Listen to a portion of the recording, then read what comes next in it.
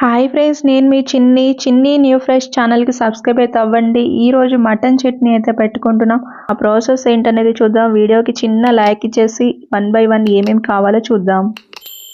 ఒక 100 గ్రాములు ధనియాలు, దాల్చిన చెక్క ఒక 3, ఇలాచీ ఒక 5, లవంగాలు ఒక అర స్పూను, జీలకర్ర ఒక స్పూను, గసగసాలు ఒక స్పూను, చిన్నులపాయ ఒక పాయ, ఆయిల్ 200 గ్రాములు, ఒక చిన్న గ్లాసు కారం, అర గ్లాసు ఉప్పు, ఒక అర గ్లాసు నిమ్మరసం. ఇప్పుడు ప్రాసెస్ ఏంటనేది చూద్దాం. ఒక అర కేజీ మటన్ తీసుకున్నాం అన్నమాట. ఇప్పుడు దీన్ని మనం కడాయిలో ఇలా వేసేసి దీంట్లో నూనె కానీ నీళ్ళు కానీ ఏమీ వేయలేదు. మనం ఇలానే దీన్ని ఒక 10 నిమిషాలు అయితే మూత పెట్టుకొని అలానే ఉడికించుకోవాలన్నమాట. 10 నిమిషాల తర్వాత చూస్తున్నారు కదా, మూత తీస్తే దీనిలో ఉడికి బాగా వాటర్ అనేది వచ్చేస్తుంది అన్నమాట. ఇది మొత్తం కూడా ఇంకిపోయేంత వరకు కూడా దీన్ని ఇలానే మనం మూత తీసేసి అలానే ఉడకనివ్వాలి. చూస్తున్నారు కదా, వాటర్ మొత్తం ఇంకిపోయాయి. ఇలా వచ్చేంత వరకు మనం పొయ్యి మీద సిమ్లో పెట్టుకొని దీన్ని మొత్తాన్ని కూడా ఇలా మనం తయారు చేసి పెట్టుకోవాలి. మటను ప్లేట్ అనేది పక్కన పెట్టేసుకొని ఇప్పుడు మసాలా తయారు చేసుకుందాం. ఇప్పుడు బాండీ పెట్టుకొని ధనియాలు కొంచెం కలర్ వచ్చేంత వరకు లైట్గా ఇలా వేయించుకున్న తర్వాత ఇప్పుడు దీంట్లోకి దాల్చిన చెక్క, యాలక్కాయలు, లవంగాలు ఇవన్నీ వేసేసుకొని దీన్ని లైట్గా మళ్ళీ వేయించుకోవాలన్నమాట.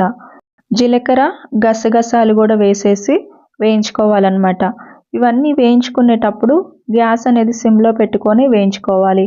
ఇలా కలర్ వచ్చేంత వరకు వేయించుకున్న తర్వాత ఇప్పుడు మసాలా పట్టుకుందాం. ఈ మసాలాలోనే చిన్నులపాయ కూడా వేసి మిక్సీ అయితే పట్టుకున్నాం. ఈ మసాలా ఇప్పుడు పక్కన పెట్టుకుందాం.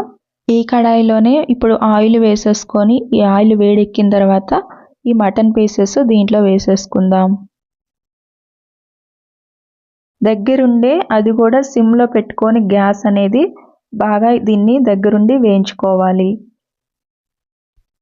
చూస్తున్నారు కదా, ఇలా కలర్ వచ్చేంత వరకు కూడా మనం గ్యాస్ సిమ్లో పెట్టుకొని కలుపుకుంటూ మనం వీటిని వేయించుకోవాలన్నమాట. ఇప్పుడు మనం మటన్ ముక్కలు అనేది వేగిపోయాయి. ఇప్పుడు వీటిని ప్లేట్లోకి తీసుకొని పక్కన పెట్టుకుందాము. ఇప్పుడు ఇందాక మనం మటన్ వేయించుకున్న ఆయిల్ ఉంది కదా, అదే ఆయిల్లో ఇప్పుడు మనం ఒక చిన్న గ్లాసు కారం వేసేసుకుందాం. అలానే ఉప్పు కూడా ఒక అర గ్లాస్ అయితే వేసేసుకోవాలి. ఇలా వేసేసుకొని దీన్ని మొత్తాన్ని కూడా బాగా కలిసేంత వరకు కలుపుకోవాలి ఈ ఆయిల్లోనే. ఇప్పుడు మనం ఇదంతా కలుపుకునేటప్పుడు గ్యాస్ అనేది ఆఫ్లోనే ఉండాలన్నమాట. ఒక అర గ్లాసు నిమ్మరసం కూడా ఇలానే పోసేసుకొని దీన్ని మొత్తాన్ని కూడా కలుపుకోవాలి. ఇలా మనకి కలిసిన తర్వాత ఇప్పుడు మనం మసాలా పొడి అనేది దీంట్లో వేసేసుకోవాలి. ఇదంతా కలిసేంత వరకు కూడా బాగా కలుపుకోవాలన్నమాట. ఇప్పుడు మనం దీంట్లోకి అల్లం కానీ అలానే పసుపు ఏమి వేయలేదన్నమాట. ఇప్పుడు మనం పెట్టుకునే చట్నీలో అవి ఎక్కువ రోజులు ఉంటే బాగుండదు కాబట్టి మనం వేయలేదు. మళ్ళీ ఒక 100 గ్రాములు అయితే ఆయిల్ అయితే వేస్తున్నాము. ఇదంతా కలిసేంత వరకు కలుపుకోవాలి బాగా. ఇప్పుడు ఈ మటన్ పీసెస్ ఈ మసాలా పట్టేంత వరకు ఇది బాగా ఒకసారి మనం కలుపుకోవాలి. ఇలానే ఇలా కలిపేసుకున్న తర్వాత ఇదే కడాయిలో ఒక రోజంతా ఇలానే ఉంచేసేయాలి. అలా ఉంచేస్తే మనకి ఆయిల్ అనేది పైకి వచ్చేస్తుంది ఒక రోజు అయిన తర్వాత. చూస్తున్నారు కదా, మనకి ఆయిల్ ఎలా పైకి వచ్చిందో మంచిగా మనకి రెడీ అయిపోయింది అనమాట మటన్ చట్నీ అనేది.